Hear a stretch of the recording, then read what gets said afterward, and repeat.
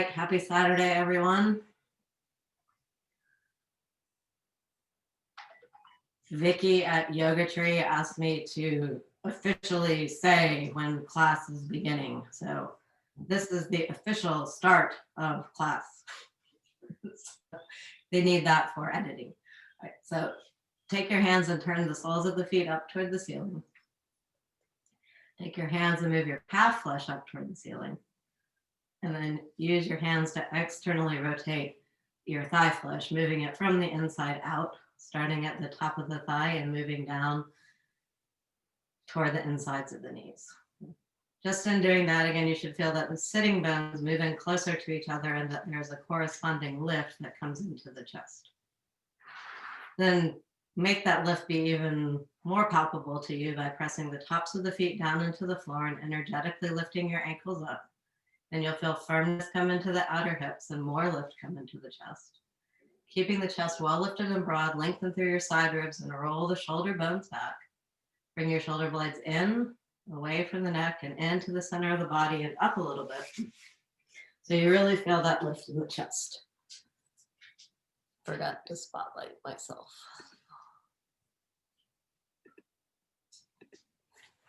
And fold your palms together at your heart if you haven't already. Use your thumbs to lift the sternum more. Use your forearms to lift the whole rib cage more. And again, let those trapezius muscles release away from the neck.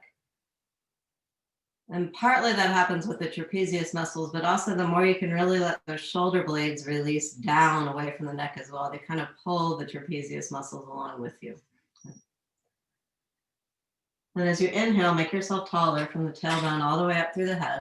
Keep that height, and as you exhale, move the prana, or the energy of the breath, outward toward your side ribs and armpits. Inhale, make yourself tall. Keep that height. Exhale, make yourself broad. Inhale, extend yourself. Exhale, expand yourself. Use that breath to create that sense of inner spaciousness.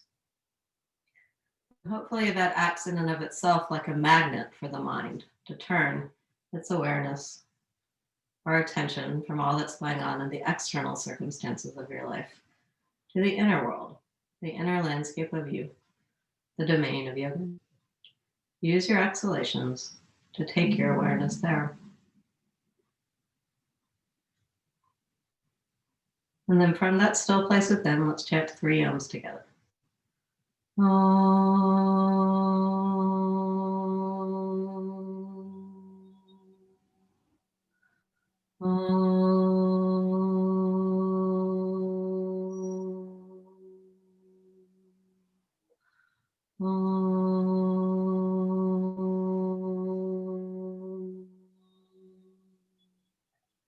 Follow that sound with your mind. Follow the reverberation of the sound with your mind. And from that space, inhale once more. Keep your chest well lifted and broad. Bring your chin down to your chest and your hands down to your thighs with your palms up. And then raise your head and open your eyes. All right, if you have a bolster that's round, go ahead and get the bolster. If you don't have a bolster and you have a square bolster, you should make a bolster with 2 blankets, and I'll show you how to do that right now. And actually, there are some ways in which the blankets are nicer than the bolster, but here's like the shoulder stand size of blanket. So you want to open one blanket where it's twice the shoulder stand size and put it down on the floor. And then you do the same thing with the second blanket. You don't have to presume the Then with both of the blankets on top of each other, you just you roll it. And so it makes basically a small, firm bolster, like that.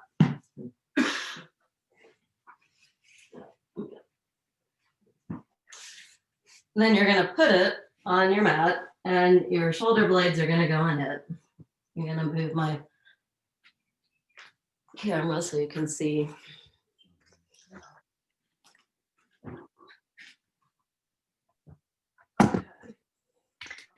Then you need also some support for your head.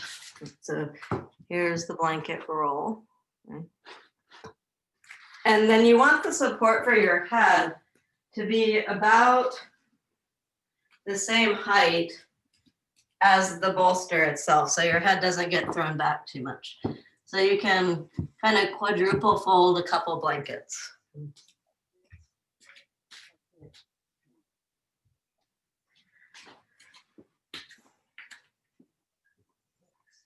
So that's what I've got. I've got two kind of quadruple fold blankets here, and I've got this roll. And I put the roll pretty close to the quadruple fold blankets, and my arms are going to go in that little space. Okay.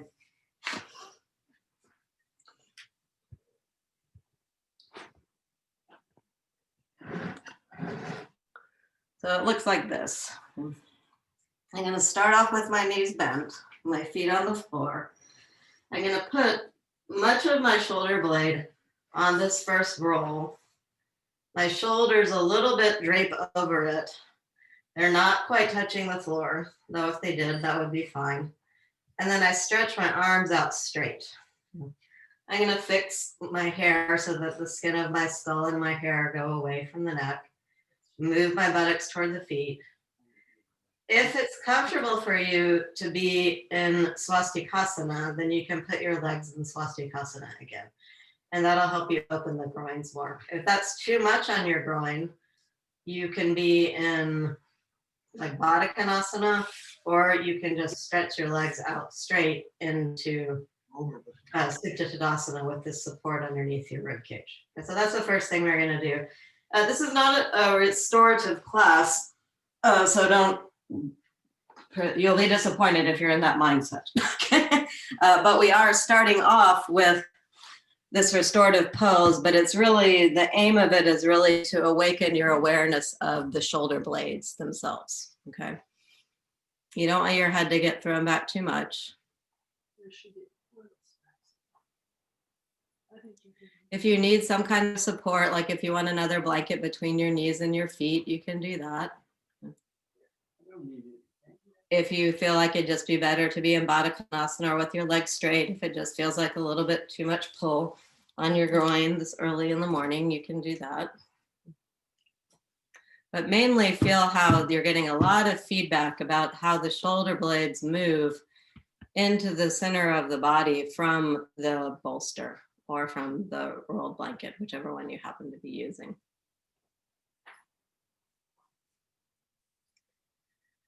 And then just to work with your breath for just 2 or 3 cycles of breath, and then we'll change the cross of the legs, people whose legs are crossed. So as you inhale, well, exhale completely, and you'll feel your abdomen draw in toward the spine and hopefully feel the groin released.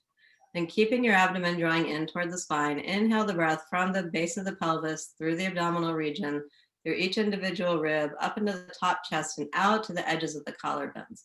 And because your arms are out wide, you should really feel that out to the edges of the collarbones, like it's extending outward to your fingers as well. And keeping your chest well lifted and broad, exhale your breath. And do that more, it's not quite an Ujjayi breath, but it's let's just say a sustained awareness of the breath. Okay, do that for 3 more cycles. Exhaling, just observing how your abdomen draws in toward the spine, keeping it there and inhaling the breath up to the top chest, edges of the collarbones and out through the fingers themselves. And then when you've done 2 more breaths on that side, if you have your legs crossed, go ahead and switch the cross of your legs. If you're in Baddha Konasana or if you're in straight Tadasana legs, then you don't have to switch the cross of your legs. Just do that.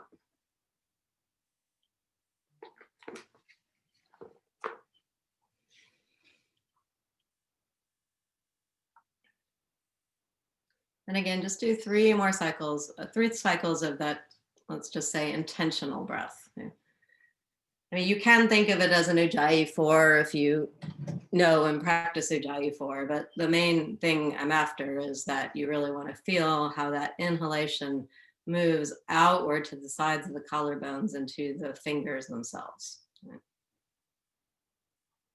And then if you can keep that nice sustained lift and broadness of the collarbones as you exhale, great.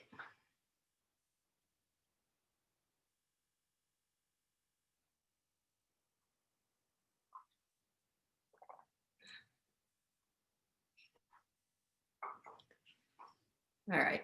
And then place your hands on your rib cage, pull your knees together, and roll over to your side. And go ahead and sit up.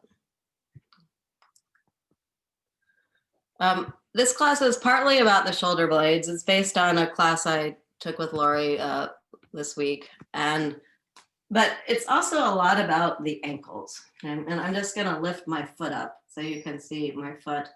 A lot of the work that we're gonna do throughout the class both works at getting the ankle to be more flexible in this pointed way, okay, but also in this really flexed way, okay? There's also ankle flexibility from side to side, but this class is not so much about that. It's really about the lengthening of the front of the shin bone and the ankle and the lengthening of the back of the heel, calf, and the ankle. And similarly, the same thing with the hands. And there's a flex stretch of the hand that we need, and then there's also the stretch of the top of the hand, and those things relate to each other, okay? So this next little piece is about getting more flexibility primarily in the front of the shin. So you had your 2 blankets rolled up, right? So you're gonna unroll the blankets and just take 1 blanket. And you're gonna just roll up 1 blanket. Okay. Or if you have a thin sticky mat, in addition, either that you're standing on or in addition to the one that you're on, this will actually work better with a thin sticky mat. So I happen to have a thin sticky mat. So I am rolling my thin sticky mat into a roll. But it'll work either way. You just want to roll. I know you can't see my head, but I'm going to move everything in just a second. Hello. You might want some padding for your shin if you're on another thin sticky mat, but that would be optional. Then, other thing I'm going to show you in just a second too. Okay. Here is the back of my calf. Can you see that? And there's a place on the back of my calf that is right by my ankle. And then there's the thick part of my calf. All right. And we're going to go back and forth between those 2 places on the calf. So it's not quite calf mashing. I would actually call this more ankle mashing. So what you're going to do, I'm going to turn around so you can see, is your knees will be together and your feet will be apart, like you're going to sit between your feet in Virasana. But instead, you're going to put the blanket or the sticky mat roll on the back of your ankle and then sit down on the roll or the blanket or the mat or the roll or the blanket. Okay. Any questions about that? So your feet should be wider than your hips. So like if you were to move the blanket roll and your knees allowed you to, you would be sitting between your feet. Your sitting bones should be on the blanket roll or the sticky mat. And it makes like a little, you could say sling, okay, or hammock for your sitting bones between your feet. Now, if you need more height than that, you can still take like a folded blanket and put it between your buttocks and your heels. Yes, Vicki. Okay, so either the mat is rolled on my ankles or my sits bones are on it and the mat's on my heels because the proportions don't work. It can be on your heels. That's fine. Okay. Yeah. I guess mine is a little bit on my heels too. But mostly that's a good question. Mostly what I'm trying to do is get it where the front of the foot gets stretched in its pointed orientation. So yeah, I mean, to be honest, yes. I mean, I put it on my ankles or the back of my ankle, but yeah, some of the sticky mat is on my heel for sure. And then you're just here. Then go ahead and stretch your arms out, interlace your fingers, turn your palms toward me, and reach your arms up into Urdhva Baddha Galyasana. Just let your sitting bones settle, let your groins release, and extend up from the elbows through the wrist bones. You really feel this opening, hopefully coming into the rib cage and the armpits. And if your arms are straight and by your ears, the next thing to do is to try and move your arms behind your ears a little bit. But as you do that, you have to draw the abdomen in and really move your shoulder blades more in toward the body. And release and come down. Switch the grip of your fingers and do the same thing. Stretch your arms out, extend from the elbows through the wrist bones, and reach your arms up. Everyone move your shoulder blades in more. Then first get your arms straight. Second, get your arms by your ears. And then third, if you can move your arms behind your ears, go ahead and do so. And at the same time, draw the upper abdomen in and move your shoulder blades more deeply into your back. It's almost like you're doing a back bend. All right, and then release and come down. Then you're going to take the blanket roll or the sticky mat roll and now put it on the thick part of your calf. It can just be somewhere on the thick part of your calf and sit back down again. So this is calf meshing, but it's also interlaced with ankle meshing.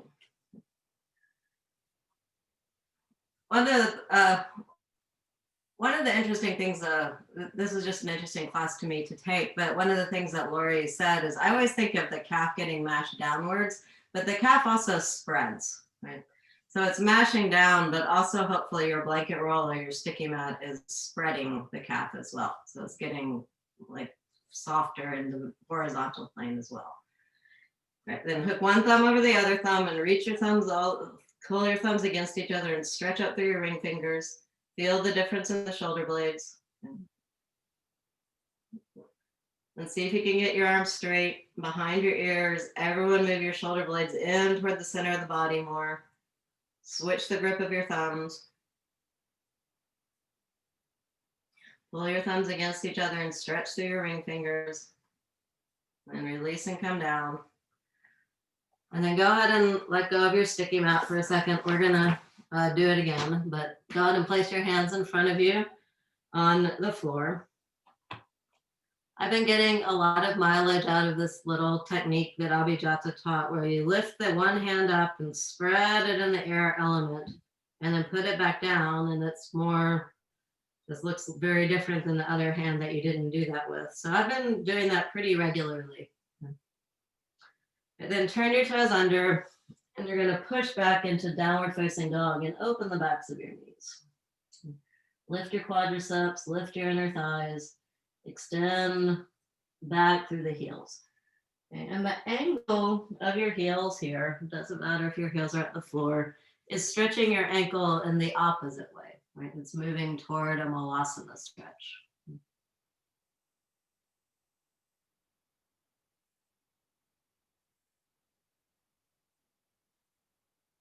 All right, and then just bend your knees and come back down.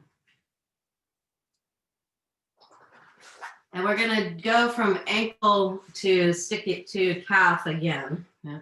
So get your ankle roll set up.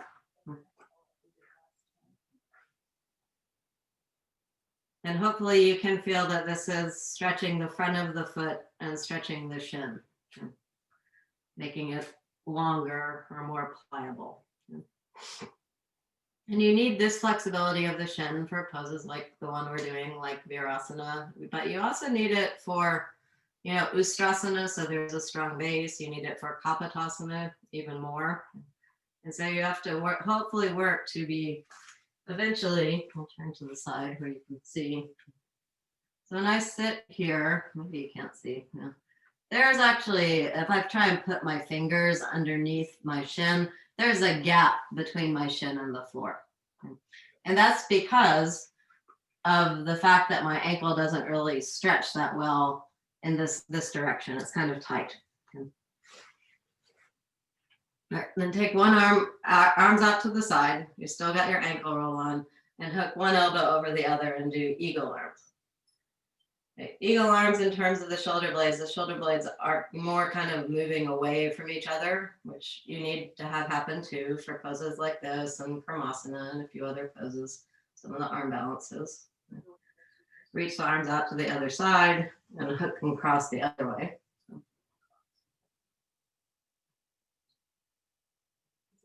All right, then come up. Put the roll right in the center of the calf again. Oh, it feels good. And sit down. Your front ankles are still getting stretched, but now you have more of the weight on the calves themselves, helping you get the front of the shin to stretch. Interlace your fingers again. Reach your arms all the way up. Maybe it's a little bit easier this time around. Turn your triceps from the outside in. Keep your arms straight. Everyone move your shoulder blades in more. And if you can move your arms back behind your ears, great. Go ahead and do so. And release your hands. Switch the grip of your hands and come all the way back up.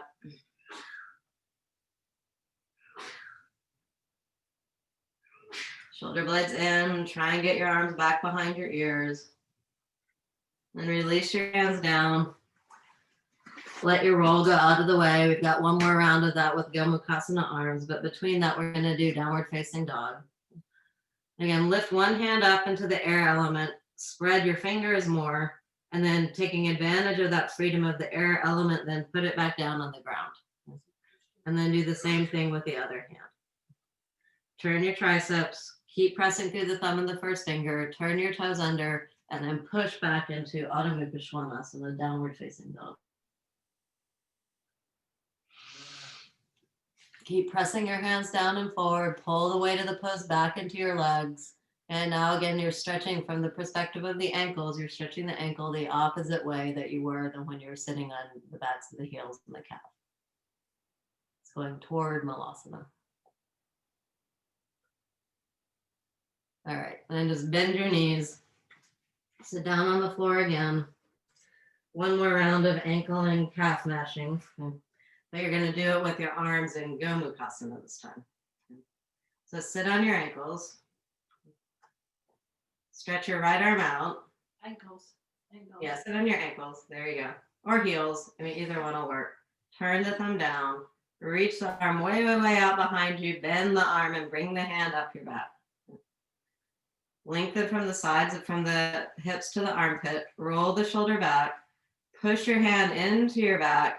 And then also energetically move the elbow toward the front of the room. And you should feel that that brings your shoulder blade more onto your back.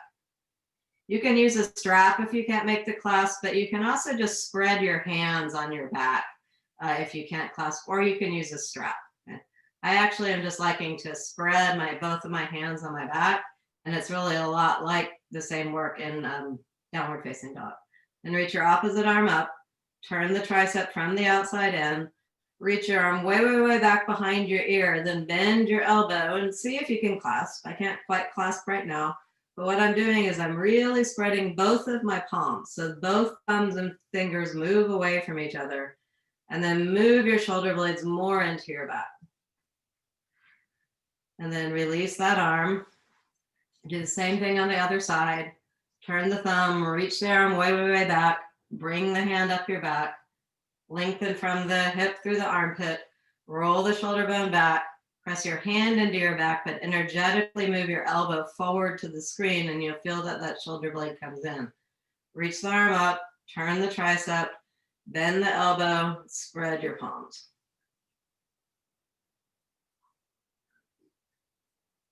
And then release.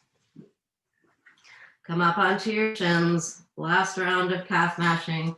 Go ahead and just push the roll or the blanket on your calves. Hook one thumb over the other thumb, pull your thumbs against each other and bring your arms above your head again. And there's a different feeling in the shoulder blades. This hand position, at least for me, really gets the top shoulder blades to move in a bit more. It's easier to get the elbows straight, which is nice, easier on the wrists. And then as a result, there's a little bit more access to that top shoulder blade for me. Switch the grip of your thumbs, pull your thumbs against each other and stretch through your ring fingers. And then release your hands down. And guess what's next? Downward facing dog. Spread your palms. I'll leave it to you if you want to lift up and spread your hand and put it down. It's really very effective for me. So it's not like I'm trying to do it every single time, but just that little bit of, let's say, freedom of the air element enables me to spread my palm more. And it feels just more integrated when I set the hand down. And then stretch your legs out again into downward facing dog. Push your hands down and forward, bringing the weight of the pose back into your leg. Come up onto the balls of the feet, open those front shins again, lift your quadriceps and your inner thighs. Roll over the balls of the feet, stretch through the ankles, stretch through the heels, and pull your legs back. It feels good.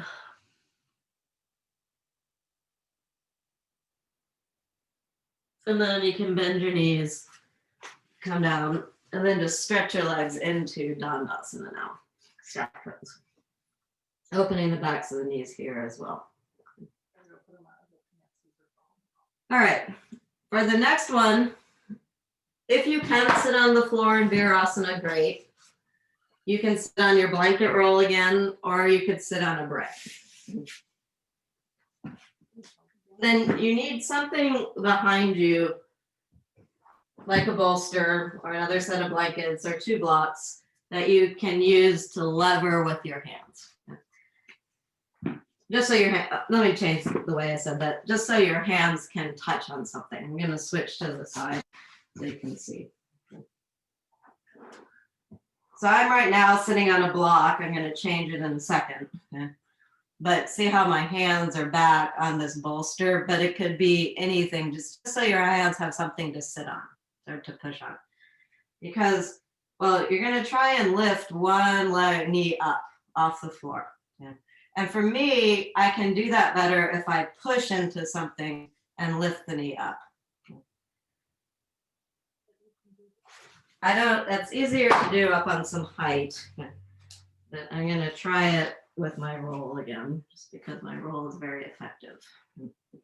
Got it? So this is making the shin, front of the shin stretch even more. I don't do this regularly and I'm not really very good at it. Yeah. But see if you can push your foot down, push with your hands and lift one knee up and you should feel even more stretch of that front shin and then put the knee down. Then can you do the same thing on the other side? Push the foot down, lift the knee up off the floor, extend the shin as you sit down. Actually, I'm much better at this today than I was yesterday. And here you are. If you can sit in Virasana, even better, like all the way on the floor. I'm gonna try and do that. Now, can you lean back a little bit? And is it possible that you could lift both knees up? I can't, or not very well. I tried both knees up. Then I'm gonna go back to one leg, sit a little bit lower, go back to the other leg, sit a little bit lower. And now I'm actually down on the floor. Move your body back a little bit and see if you can get your knees to lift up again. Fun times, huh? All right. Then come forward, spread your palms, come into downward facing dog. Spread your palms, pull the thighs back. Only working with your legs to pull the wrist and the armpits more. Sorry, I said pull the wrist and I don't know what I meant by that. You want to spread the palms. Well, you want to lengthen the whole arm bone back away from the wrist, like you're trying to create additional, let's say, spaciousness, pressing the wrist down, but pull the whole arm bone back along with the legs. All right, last fun thing with the ankles. Remember last week we worked on Malasana? Okay. Chris, I think you should probably just go to Malasana on the and have your sitting, but have your back against the wall. But the rest of us, hopefully what we're going to do is go from Virasana, and you're going to lean a little bit forward, turn your toes under, and without opening the fold of the knee, go to Malasana. Okay. We're going to go back and forth like that a couple times. Malasana, roll over the feet, Virasana, lift up a little bit, and back to Malasana. Got it? And so that's what we're, and Malasana stretch is the complete opposite for the ankles, right? So try that. You're going from Virasana, where you stretch the whole front of the shin, front of the foot, ankle, and then see if you can just roll back over your feet and come into some version of Malasana. And then can you roll forward back to Virasana? So you're really just rolling over your feet. Put your feet down. And if that's too much for anyone, okay, you can just pick Malasana. And you can have your feet up on this roll. Have your feet wide apart, and you can just practice the Malasana part. So if it's too much rolling back and forth, you just practice the Malasana part. You roll forward, put your feet flat on the floor, sit, All right, and then when you're done with that, put your toes under, and go back and sit. go ahead and come one more time into downward facing dog. Automatic Svanasana. And after that Malasana stretch, hopefully what you'll feel is more opening in the back of the leg from downward facing dog, right?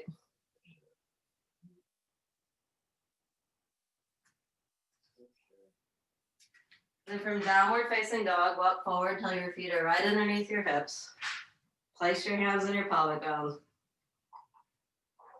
Roll your shoulder bones back. And then go ahead and come all the way up. And stand in Tadasana, mountain pose.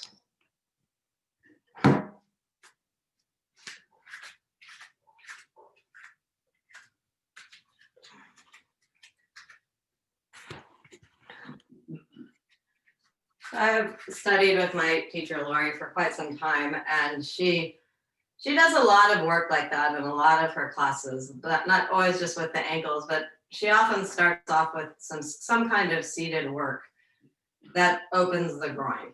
Okay? Now, we worked opening the groin by means of working the ankles in this particular pose, but see, as you're standing here, I feel the normal kind of opening that I feel in the front groin. I feel the normal kind of firmness in my outer hips, but I feel even more after having moved those ankles back and forth. I really feel that my feet have come together really nicely. And I feel that my outer ankles are moving a little bit more toward my inner ankles. And I just have a heightened awareness of the whole connection of the inner leg. That may or may not be true for you, but it's a little bit different way of working. And so that's the different effect that I personally felt. Just for the heck of it, stretch your arms out, interlace your fingers, turn your palms toward me, and reach your arms up into Urdhva Bhadanguliasana in Tadasana. Turn your triceps from the outside in. Really lift up through those quadriceps and inner thighs. Get your arms straight by the ears. Everyone move your shoulder blades into the body more, but if you can, move your arms back behind your ears. Go ahead and do that. And then release your hands down. Switch the grip of your fingers. Turn your palms toward the screen. Feel that nice, firm, organized connection of the legs against each other. And reach your arms all the way up above your head. And first try and get the arms as straight as you can. Turn those triceps from the outside in. If you can, get your arms in line with your ears, great. Everyone move your shoulder blades in more, and if you can, move your shoulder blades back behind your ears. Go ahead and do that. And then release your hands and come down. Go ahead and interlace your fingers behind your back. And pull your arms back behind you. And this is interesting too. And then switch the grip of your fingers and do the same thing on the other side.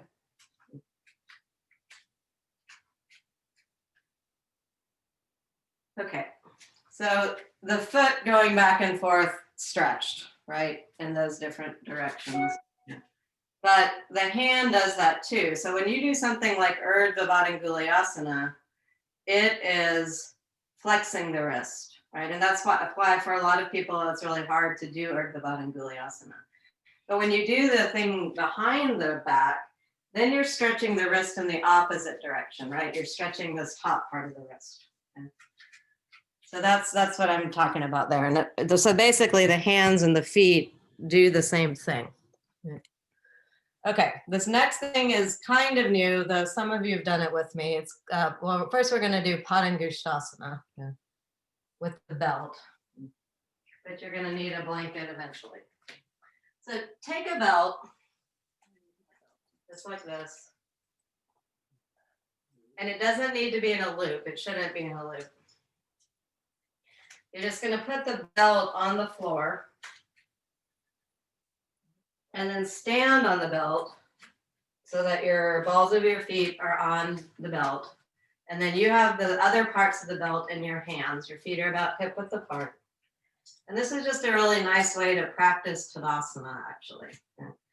Because I've been pulling up on that strap and I'm walking down on the strap a little bit. And then when I pull on the strap, it helps me bring those trapezius muscles away from the neck. It really opens the armpits, and you can really work here. Pull those shoulder blades in, away from the neck and into the center of the body and up a little bit. Now, if you could, keep all of your chest and shoulder blade actions exactly as engaged like this as you went forward and got the sides of the strap with your hands, great. But probably as you're moving from one stage to another, your shoulder blades are going to wander. So once you get down and hold onto the strap wherever you need to be with straight legs. Okay.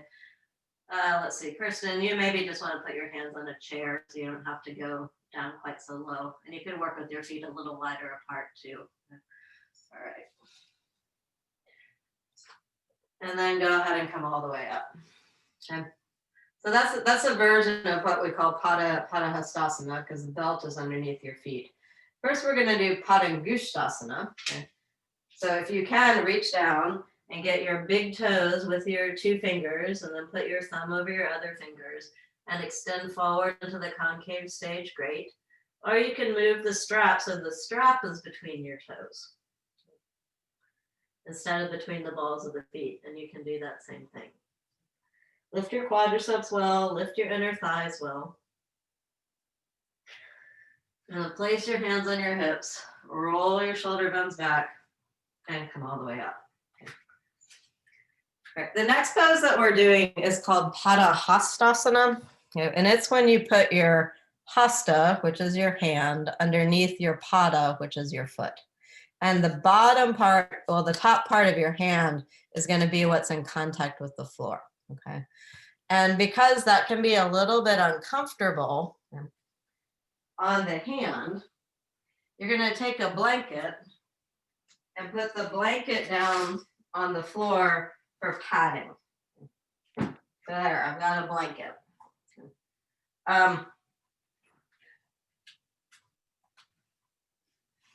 Gay and Cliff have done this with me before, but I don't know that anyone else has. We're going to do this one hand at a time. So you're going to have a brick to hold on to. Now, I want to give a big caution here. Okay?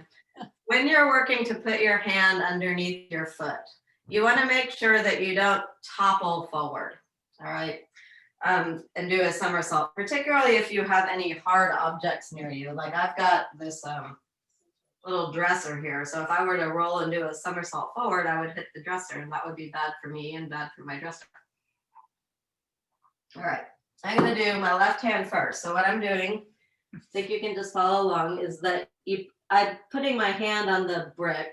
And let's see, Kristen, will you be able to do this? I don't know. Maybe Chris, it might be too much of a forward bend for you, Kristen. So I'm thinking, I don't know, maybe you could put like your leg up on something and then just work and get your hand a little bit underneath your foot. So your hand kind of out wider like that, and you can still get some of that pressure. Okay, so you really spread your palm. The rest of us, lift your left heel up, spread your palm, and put your hand as much as you can underneath your feet. Spread your thumb and your first finger away from each other, and you can apply as much pressure as feels good to you. But again, you can see I'm kind of leaning a little bit forward, but I want to make sure I don't topple all the way forward. And then release that hand. You can see if you feel a difference between the hands for a second, and then put the other hand underneath. So you're going to lift your heel up, you can even proactively spread your hand before you put it underneath your foot. And then I try to get the big toe or the big toe base joint right on the base joint of my thumb, okay? And really try and extend that thumb. If it's too much if you feel like it's too much for you or it doesn't feel like the right thing to do, you don't have to do it. You can just spread your palm and not put much pressure underneath. Or you could try the variation that I showed Kristen, where you're putting your foot up on something and you can just lean and get a little bit of pressure underneath your hand, just so you're getting some pressure. Okay. All right. Any questions about that? It's called Pada Hastasana. Now, this is a new little piece of this pose. That pose is, it's on the intro syllabus, or on the old intro syllabus. I guess it's on level 1.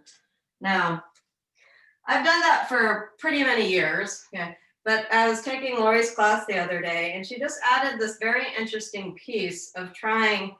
I'm going to try and get it where you can see my foot a little bit better. Hold on. Okay, there I am. I'm getting a close-up of the foot action. All right, you see my foot? Yes, okay. All right, so normally when I do this pose, I lift the foot up and I spread my hand and I just put it underneath, and I feel like, okay, I'm done. Okay. But Lori said, lift your heel up and see if you can actually wiggle. See how I'm kind of moving my foot up and back and forth on my hand a little bit more. So I'm actually trying to get my fingers where they can go underneath some part of my heel, or at least the middle finger and maybe the ring finger. And I've never done that, but it just ups the ante of the pose pretty significantly. Chris, another thing you could do is you could sit in Upavishta Konasana or Baddha Konasana. This is, again, is pretty much of a forward bend, so you can work on just stretching the feet out, stretching the arms out. Okay, everyone else, you're going to try and do it one more time with each hand. But see if you can add the little ankle piece. And remember, when you add the little ankle piece, it's going to bring your weight a little bit more, or heel piece. It's going to bring your weight a little bit more forward. So you want to make sure that you don't topple forward. But just that little wiggling, it also helps you from leaning back quite so much in the pose. Do one hand, do the other hand, and then just see, maybe you can do both hands at the same time. Pada Hastasana, just staying in the concave shape of the foot. Okay, so now we flex the wrists the opposite way, and extricate your hands from underneath your feet. Spread your palms again, and come back into Adho Mukha Svanasana, downward facing dog.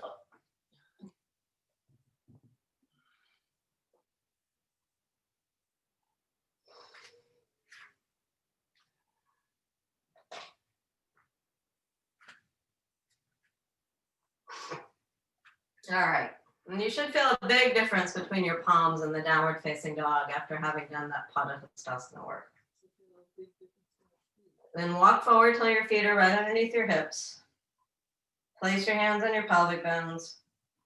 Roll your shoulder bones back and come all the way up. And again, just stand in Tadasana.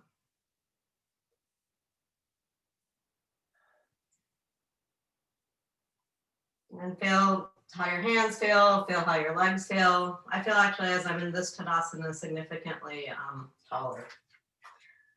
All right, now you're gonna either turn your screen so I can see you in a wide leg Parsvakonasana, or you can turn your sticky mat, whichever you want to do. I'm just gonna add my sticky mat so you can see longer way.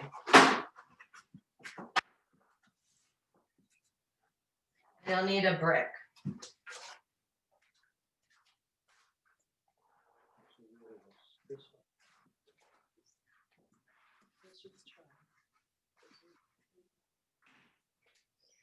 Okay, we're gonna do Parsvakonasana side angle pose. If you need the support of the wall, you can take it.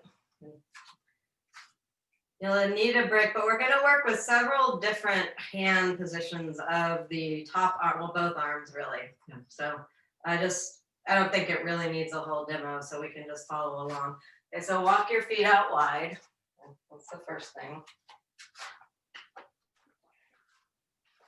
So we've been working with legs pretty much together the whole class, so it should feel good at this juncture to have your feet a little bit wider apart. Turn your back right toes in and your front left leg, right toes in, left toes in, right leg out. Okay. Right, then have the brick behind you at whatever height is appropriate for you. Keep pressing into your back heel and bend from the sitting bone, bend your knee. Okay. And then I like to come down into my elbow first for a lot of reasons. Okay. It helps me get length in the side of the torso, and I can kind of coax myself from sitting a little bit deeper. Okay. Then I put my hand on the brick behind me. Turn your torso toward the front of the room, lengthen through both sides of the torso, okay. And then reach your arms apart from each other like you were doing triangle pose with your arms. Then turn your palm to face toward your head side and reach the arm out for Parsvakonasana. That's a pretty traditional approach to Parsvakonasana. Sit lower, reach through your ring fingers, and you can turn your head up to the ceiling if you want. Okay. And come back to the triangle pose arms. Turn your palm the opposite way, back toward your heel, and then swing your arm around and come into Parsvakonasana and sit a little bit lower. Last time, bend your elbow, extend from the armpit through the elbow, stretch your arm out and sit lower, and then come all the way up. Watch this. I think the swinging thing is pretty fun. Any questions about that? All right, do your second side. So turn your feet back to the center. Switch your brick. Right toes in, left leg out. Press into your back heel and from your front sitting bone, bend the knee. Okay, so get wider. Then lengthen through both side ribs, and if you want to come onto this elbow stage, feel free to do so. I like to do it to help myself coax a little bit lower and get length in the bottom side of the torso. Then put your hand on your brick, whatever height you're going to use, and sit a little bit lower. First, stretch your arms apart from each other like you're doing triangle pose. Turn the palm to go toward your head side, and it's really the whole arm that you're turning. Sit lower, stretch your arm out. Press into your back heel, feel that stretch through the whole, let's say, pelvic region, armpit into the ring fingers. Sit low, bring the arm back up. Now turn your palm the opposite way. So it actually feels like almost like you're turning the arm in the wrong way, but then when you swing around, it's back in the correct direction again. Sit lower. And another way of working with the arms is bend the elbow, reach from the armpit through the elbow, then stretch your arm and sit lower still. And then come all the way up. And then stand into Tadasana. Any questions about that? It's a little bit different arm entry. All right, we're gonna do it one more time, but you're gonna put the brick on the inside of your leg, okay, or the inside of the foot. And this was another interesting little tidbit I picked up in the same class. Normally, when I put the brick on the inside of my foot, I just put it down there. And I don't really care that much about where it is, as long as it's on the inside, okay?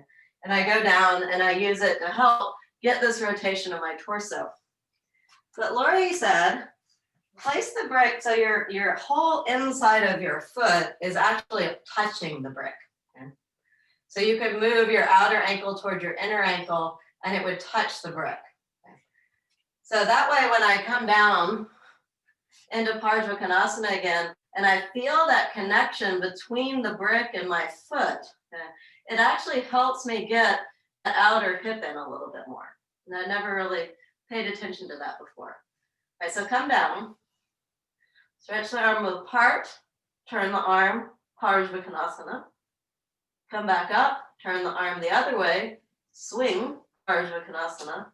Bend the elbow, extend from the armpit through the elbow, stretch the arm out, and then come all the way back up. All right, same thing on the other side. Turn your feet to straight first, then turn your feet the other way.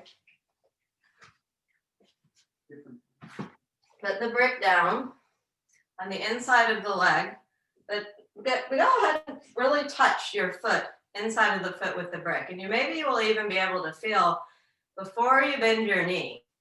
When you move that outer ankle toward the inner ankle, it talks to the outer hip. Then bend your knee and sit low. Get your hand down onto the brick, but keep moving your outer ankle toward your inner ankle. And it helps with that action that I think I get by pushing the arm against the leg. But really, if I think about that coming from the foot, it's even better. Stretch your arms apart, turn the arm, Parsvakonasana, sit low. Reach the arm up, turn the arm the other way, swing around, sit low. Bend your elbow, extend from the armpit through the elbow, sit low, stretch your arm out. Oops, and then swing yourself all the way back up. I almost went straight into Hanumanasana. That would have been fun. And then go ahead and come up and stand again in Tadasana. And then swing it around. You're right where you're supposed to be. Yeah. Good. And I can feel from the Parsvakonasana work a lot more opening in the front groin and more compaction in the outer hips. Okay, it's time for Prasarita Padottanasana, then headstand and shoulder stand. But in Prasarita Padottanasana, we're going to go through the 3 hand positions in the concave backstage. Then we're going to bring the arms back, bend the elbows, the whole drill. Okay, so stand with your legs out wide. Hands are just going straight ahead. Sorry, the feet are going straight ahead. And then go ahead and put your hands down on the floor, spreading them before they get to the floor. So this is just stage 1 of Prasarita Padottanasana. Again, a lot of this class works with the different awareness in the shoulder blades. So just pay attention to your shoulder bones and shoulder blades here. Then when you turn your fingertips so that they run away from each other, observe how that rotates the shoulder bone more, and it brings the shoulder blades more onto your back. Particularly for me, from that outer upper shoulder blade is where I really feel it. Then turn your fingers back the opposite way so that they're running like you're going to do Adho Mukha Vrikshasana 3. They're running the opposite direction of your toes. And again, observe, can you feel that shoulder blade bone moved more and the shoulder blades came in more? Then back to stage 1. Right, then do stage 2 of concave back, where you try and bring your hands back in line with your feet. And here's that wrist stretching again. Right? Then just bend your elbows straight backward and bring your head down to the floor. Lift your shoulders away from your ears. Feels good. And then go ahead and get your ankles with your hands. Lift your elbows and your shoulders up and feel that broadness that comes across the collarbones. Then just backtrack. So go from ankles to Shirshasana 2. Shirshasana 2 to the concave back stage. Walk your hands forward, walk your feet in, and go ahead and come all the way back up and stand in Tadasana again. We're getting ready to do headstand or whatever you do when headstand rolls around. But go ahead and interlace your hands behind your head and do upside down headstand first. So what I notice after doing all of this hand work is it's actually the grip of my hands on my head is much more relaxed. And I can actually get a better interlace with my fingers around my head after having done all of that stretching with the hands. And as a result, when I get upside down, there are the times I've done this sequence since I learned it and get upside down, my headstand actually feels significantly lighter, both lighter and more stable. Okay, so you may or may not feel that, but when you go into the headstand, just observe, know that we did a lot of that work with the hands. We did a lot of the work with the groins. And so see if you can feel how that pays off in whatever you do when headstand rolls around. Yeah, that could just be more downward facing dog. It could be headless headstand prep. Yeah. Person, it could be Supta Baddha Konasana, Supta Virasana, whatever feels comfortable to you. Whatever you feel like will be good for your body at this time. For those of you who go into headstand, I'm going to take a look at your headstands. Hey, Siggy, didn't see you till now. Good. Hi, Pratima. And so a lot of times when I go up in a headstand and I don't, my hands have a tendency just to really grip my head really hard. There you go. That was good, Gay. Yeah. That looks good, Vicky. Good, Marcia. Chaya, that's really good work in the armpit. Sugi, that looks pretty good. Just flex your feet a little bit toward your head and see if you can get just a little bit more extension of that inner ankle. Melinda, it's really straight, more with the inner ankle, but I do think your elbows are a little bit close together. Okay. Sometimes we do that just as we are experimenting with how we get more stable. Okay. So if you can, you could come down and regroup, or if you're just trying just a little bit further out, so that you have more ability to press the inner elbows down along with the outer elbows. It's not a lot, it's just a little bit.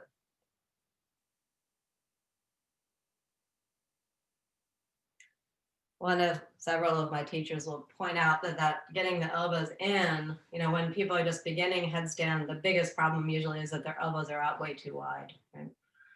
And so we hear that all the time, and then we kind of overcorrect that, and it feels really we feel like it. Oh, I feel like it feels really stable, but then we can get them actually in a little bit too much. That looks pretty good, Karen. Good, Pratima. That looks good. That nice armpit action. Okay. So I'm really seeing myself as I'm looking at you in headstand. What I'm seeing is the payoff, not just in your hands, but your armpits look really open. Okay. But just observe whatever for you that feels like. Keep pressing the forearms down, keep lifting the shoulders up. And then go ahead and come down with your legs. And if you are coming down 2 legs at a time, if you do have the control, you can kind of rest and not rest, but you can pass through Urdhva Dandasana. Good, Chaya. All right, then just rest in downward facing child's pose.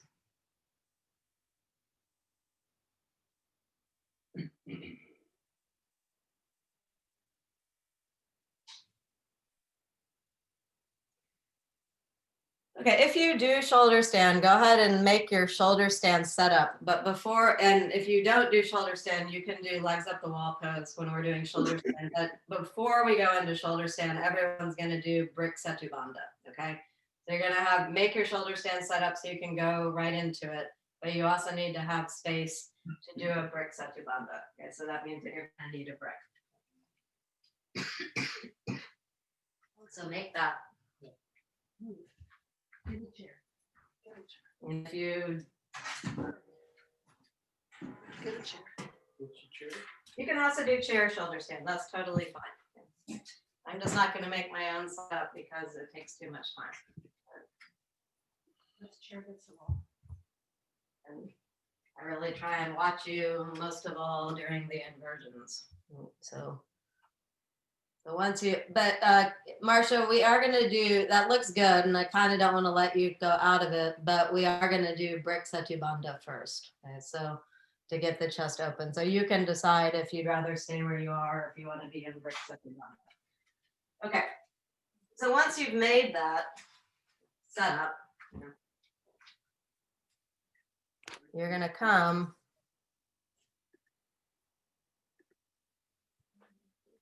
with your brick on the floor, You can be on your mat, not on my mat, just because of the angle. And you're gonna lift your buttocks up, come onto your toes, and try and get that brick underneath the sacrum. Kristen, it might be better for you to do some version of Satyabandha off the bolster, or you can be in the Supta Baddha Konasana. But when you're here, you really tuck your shoulders underneath you so you get on the top of your shoulder. Bend your elbows and really push the upper arms down into the floor, and you'll feel that your chest opens. She's putting the brick under her butt. And that's really the action of shoulder stand, that pushing of the arms down. Now turn your palms to face each other. Sorry, turn your palms to face toward your head. And again, just observe how that tucks the shoulders in actually a little bit more. Right? Push the arms down and energetically reach through your fingers up toward the ceiling, because that's what you're going to have to do when your hands are on your back and shoulder stand. Okay. So a little bit of brick Satyabandha to open the chest and just work with exploring the shoulder bone action more. Then go ahead and come down, and then go into whatever you're going to do for the shoulder stand part of class. And that can be shoulder stand with the classic setup. That can be chair shoulder stand. That could be legs up the wall pose.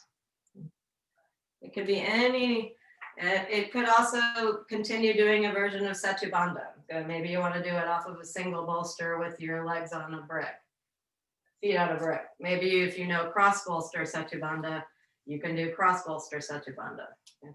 But something that allows you to be in the shape of Jalandhara Bandha, okay, with your chin toward your chest for a little while.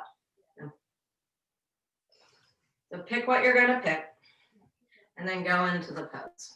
It's not supposed to be.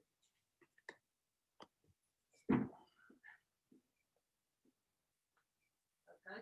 Yeah. And eventually you can put your hands down like this. And then put your- Good, Vicky. Wow, Vicky, that is right on the money. My gosh.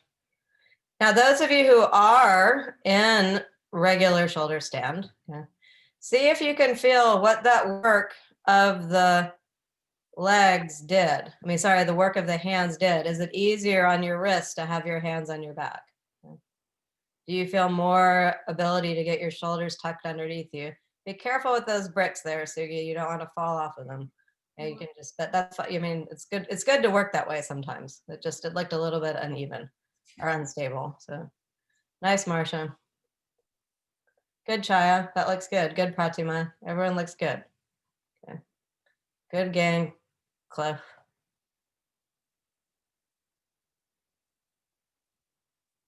Yeah, you got it, Sugi. Way to go. You just have to kick a little bit harder. You should feel some Chaya, that's really a nice setup there. Okay, so again, those of you who are in regular shoulder stand, go ahead and come down into Halasana for a little while, like a couple breaths, and see if you can tuck those shoulders one more time underneath you. In Halasana, really push the feet down and lift the thighs up, push the upper arms down, and see if you can walk your hands more onto your shoulder blades. Really get them on, and then push the skin of your back up toward the ceiling before you even go back up, and then go back up again. That's nice length in the torso there, Karen.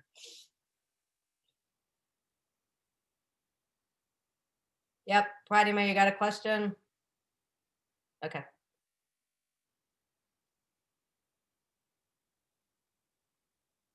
There you go, Sugi, way to go. Sugi is practicing his handstands. He's doing a good job. Chaya, just to ever so slightly move your legs toward your head side so that they're a little bit more vertical. There you go. There you go. And then that should let the groin release a little bit more. All right. Good job, everyone. Okay. Right, so now we're going to come in down out of shoulder stand. You can pass through Urdhva Paschimottanasana 2 if you want on the way down. You can take a couple of recovery breaths and just absorb, let's say, this sensation of Sarvangasana. And then we've got about 6 minutes left. So you can either do legs up the wall pose for 3 minutes, and then I'll tell you when that's over in Shavasana. Or if you want just a longer Shavasana, you could go ahead and have a longer Shavasana now. So I'll leave that up to you. So either legs up the wall pose, then Shavasana, or a longer Shavasana. So choose whichever one you're gonna do.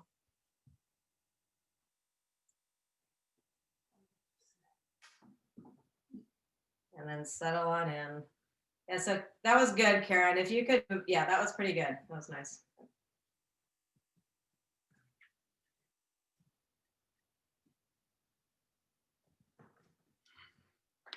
And once you're settled into legs up the wall pose or Shavasana, let your eyes release into the back of your head.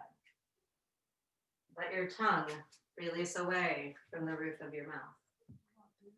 Unclench your jaw. Let the back of the throat release.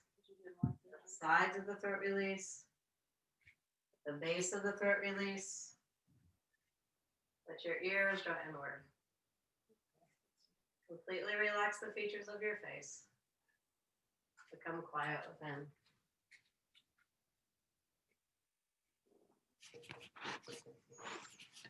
And we work the flexibility of the ankles and the flexibility of the wrists. And the hands and the feet are part, let's say, of the arms and the legs. And in yoga philosophy, those are referred to as karmendriyas. They're organs of action. And if you think about the use of the hands and the use of the feet, they're really how we engage our outer world. We're reaching and grasping for things, we're computing on the computer, we're getting our steps in. And I find after working with the stiffness of the ankles and the stiffness of my own wrists, and there's a more freedom in those outer extremities. And as a result, hopefully, it's a little bit easier to turn inward, to let those senses of perception turn from that outer experience of always getting information from the external world to that inner world, that inner landscape of you, the domain of yoga. And so just in some part of your mind, just observe a little bit of that. And then sometime in the next 30 seconds or so, transition to whatever form of Shavasana you're going to do.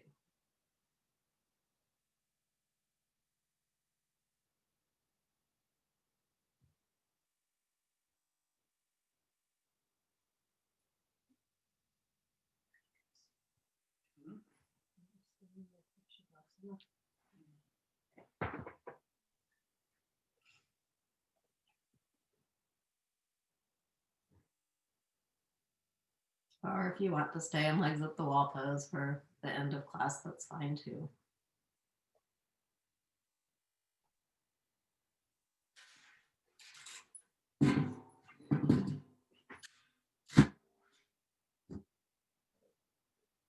Once you've settled back into whatever your final pose of the class is going to be, again, go through that process of letting your eyes release into the back of your head, your tongue release away from the roof of your mouth, and clench your jaw.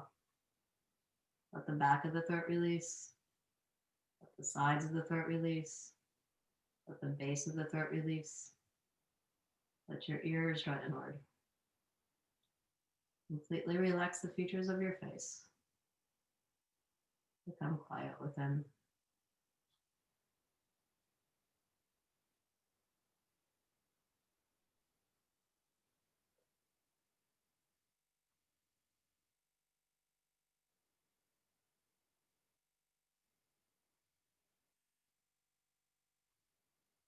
Patanjali says that yoga is the practice of stilling the fluctuations of the mind. He goes on to say that when that happens, when the vrittis of our chitta become still, we come to dwell in that space of our own true splendor. That's the aim of yoga.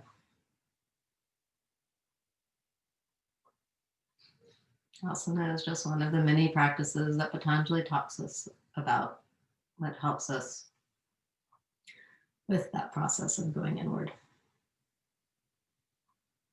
And from that still place within, inhale. Consciously use your inhalations to bring that awareness of your true self with you as you go about your work in the world. If you're in legs at the wall pose, bend your knees and push yourself away from the wall and roll to your right side. If you're in Shavasana, bend your knees, place your hands on your ribs and roll to your right side. And everyone, use your hands to press yourself back up. Sit up straight and tall. Lift your chest well. Close your eyes and fold your palms together to your heart.